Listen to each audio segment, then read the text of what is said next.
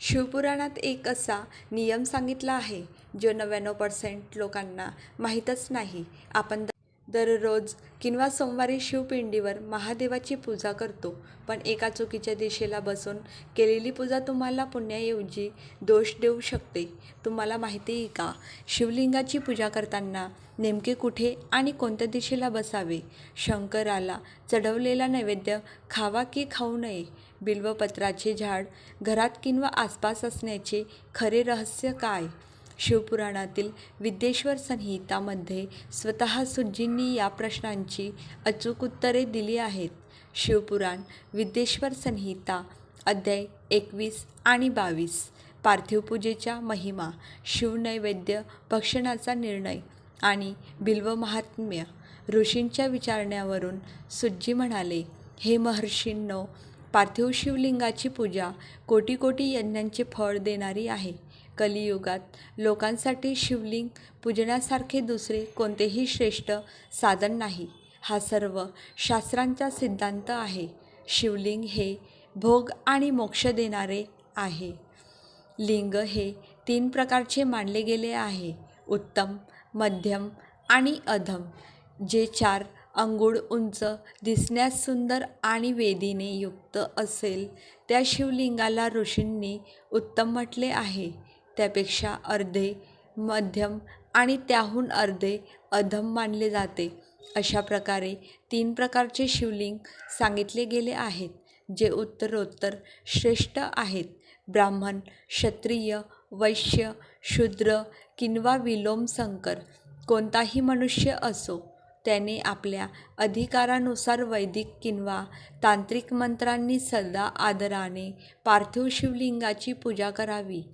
हे ब्राह्मणांनो, अधिक काय सांगावे? शिवलिंगाचे पूजन करण्याचा स्त्रियांना आणि इतर सर्वांना अधिकार आहे. द्विजांसाठी वैदिक पद्धतीनेच शिवलिंगाची पूजा करणे श्रेष्ठ आहे, परंतु इतरांसाठी वैदिक मार्गाने पूजा करण्याचा अधिकार नाही. वेदज्ञ द्विजांनी वैदिक मार्गानेच पूजा केली पाहिजे, इतर मार्गाने नाही, हे भगवान शिवांचे कथन आहे. दधीची आणि गौतम इत्यादींच्या शापामुळे ज्यांचे चित्त दग्ध झाले आहे, त्यांची वैदिक कर्मांवर श्रद्धा राहत नाही. जो मनुष्य वेद आणि स्मृतींमध्ये सांगितलेल्या सत्कर्मांचे उल्लंघन करून दुसरी कर्मे करतो, त्याचा मनोरथ कधीही यशस्वी होत नाही.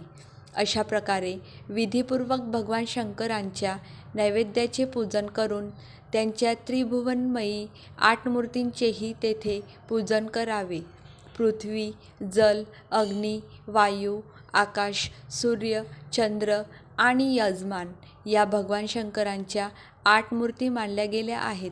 या मूर्तींसोबतच शर्व, भव, रुद्र, उग्र, भीम, ईश्वर, महादेव आणि पशुपती या नावांचीही अर्चना करावी. त्यानंतर चंदन, अक्षता आणि बिल्वपत्र घेऊन तिथे ईशान्य इत्यादी क्रमाने भगवान शिवाच्या परिवाराची उत्तम भक्तिभावाने पूजा करावी. ईशान, नंदी, चंड, महाकाल, भृंगी, वृष, स्कंद, कपर्दीश्वर, सोम आणि शुक्र हे शिवाचे परिवार आहेत, जे क्रमाने ईशान्य इत्यादी 10 दिशांमध्ये पूजनीय आहेत. त्यानंतर भगवान शिवाच्या समोर वीरभद्र आणि मागे कीर्तिमुखाचे पूजन करून विधिपूर्वक 11 रुद्रांची पूजा करावी. यानंतर पंचाक्षर मंत्राचा जप करून शत्रुरुद्रीय स्तोत्र, विविध स्तुती आणि शिवपंचाक्षराचा पाठ करावा. त्यानंतर परिक्रमा आणि नमस्कार करून शिवलिंगाचे विसर्जन करावे. अशा प्रकारे मी शिवपूजनाची संपूर्ण विधी आदराने वर्णन केली आहे. रात्री देवकार्यात सदा उत्तराभिमुख होऊन पूजा करावी. या प्रकारे शिवपूजनही पवित्र भावाने सदा उत्तराभिमुख होऊन करणे योग्य आहे. जिथे शिवलिंग स्थापित आहे त्यापासून पूर्व दिशेचा आश्रय घेऊन बसू नये किंवा उभे राहू नये, कारण ती दिशा भगवान शिवाच्या समोर पडते. इष्टदेवाचा सामना रोखणे योग्य नाही. शिवलिंगांपासून उत्तर दिशेलाही बसू नये, कारण तिकडे भगवान शंकराचा वामभाग आहे, जिथे शक्तिरूपा देवी उमा विराजमान आहे. पूजकाने शिवलिंगाच्या पश्चिम दिशेलाही बसू नये, कारण तो आराध्याचा पृष्ठभाग आहे. मागील बाजूने पूजा करणे उचित नाही, म्हणून उर्वरित दक्षिण दिशा हीच योग्य आहे. तिचाच आश्रय घ्यावा. तात्पर्य हे की शिवलिंगांपासून दक्षिण दिशेला उत्तराभिमुख होऊन बसावे आणि पूजा करावी. विद्वान पुरुषाने भस्म त्रिपुंड लावून, रुद्राक्षाची माळ धारण करून आणि बिल्वपत्रे गोळा करूनच भगवान शंकराची पूजा करावी. याशिवाय करू नये. पूजनाचा आरंभ करताना वेळेवर भस्म न मिळाल्यास मातीनेही कपाळावर त्रिपुंड नक्की लावले पाहिजे. ऋषी म्हणाले, हे मुने, आम्ही आधीच असे ऐकले आहे की भगवान शिवाचे नैवेद्य ग्रहण करू नये. याविषयी शास्त्राचा काय निर्णय आहे हे आम्हाला सांगा. सोबतच बिल्ववृक्षाचे महात्म्यही प्रकट करा. सुज्जी म्हणाले, हे मुनिजनांनो, तुम्ही सर्व शिवसंबंधी व्रतांचे पालन करणारे आहात, म्हणून तुम्हा सर्वांना शतशः धन्यवाद. मी प्रसन्नतेने सर्व सांगतो. सावधान होऊन ऐका.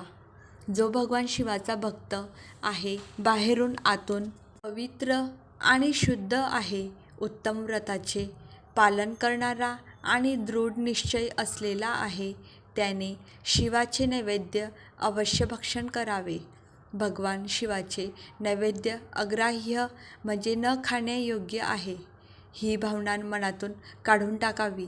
शिवाचे नैवेद्य केवळ पाहिल्यानेही सर्व पापे दूर होतात.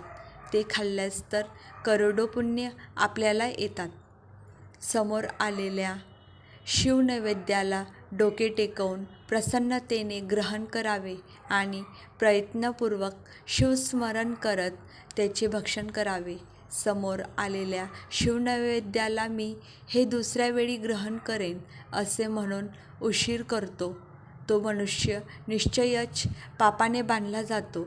ज्याने शिवदीक्षा घेतली आहे त्या शिवभक्तासाठी हे शिवनैवेद्य नक्कीच भक्षणीय म्हणजेच खाण्यायोग्य आहे असे म्हटले जाते.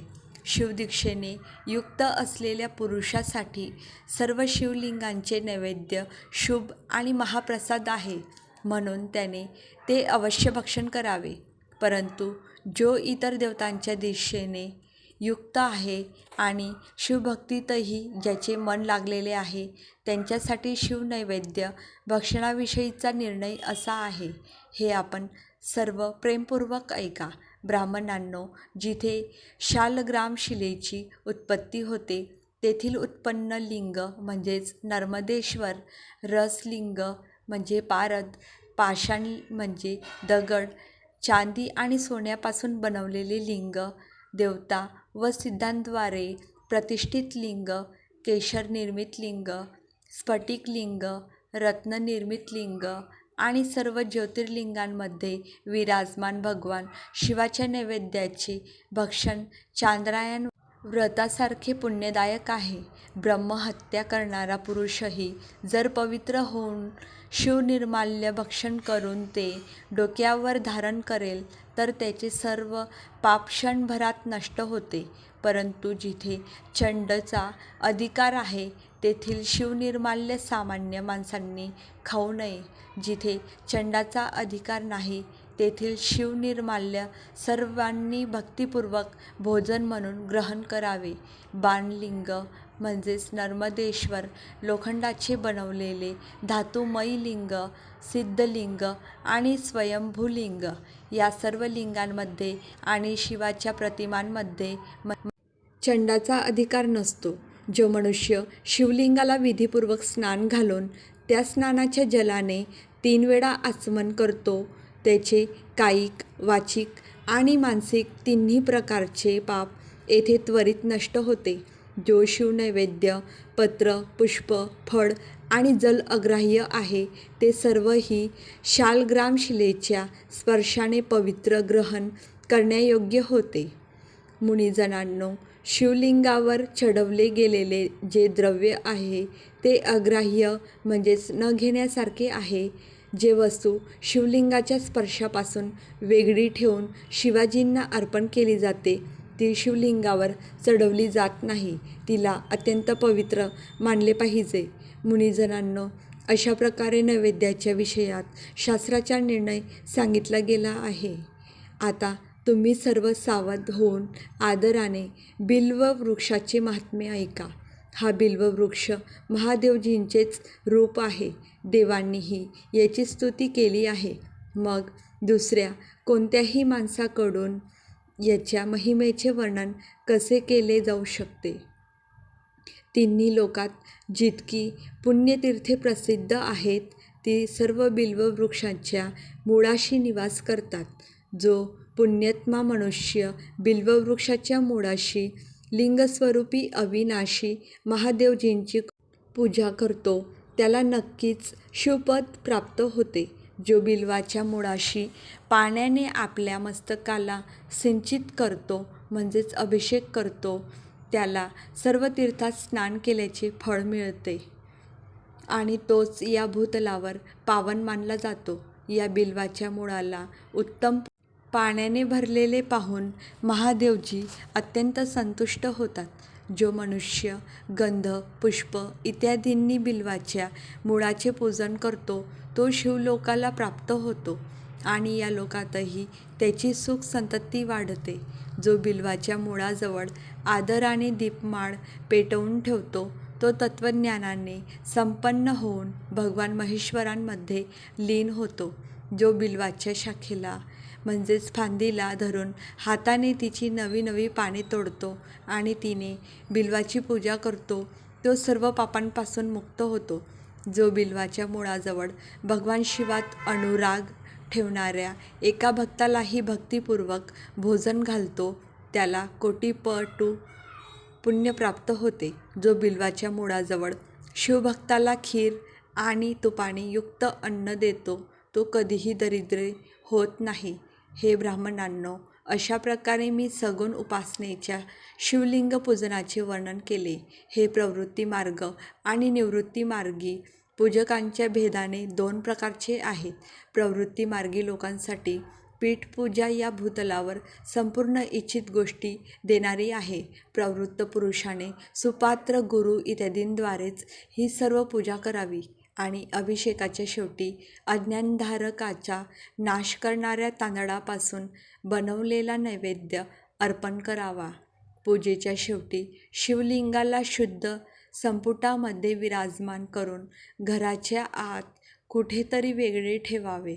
निवृत्ती मार्गी उपासकांसाठी हातावरच शिवपूजनाचा विधान आहे.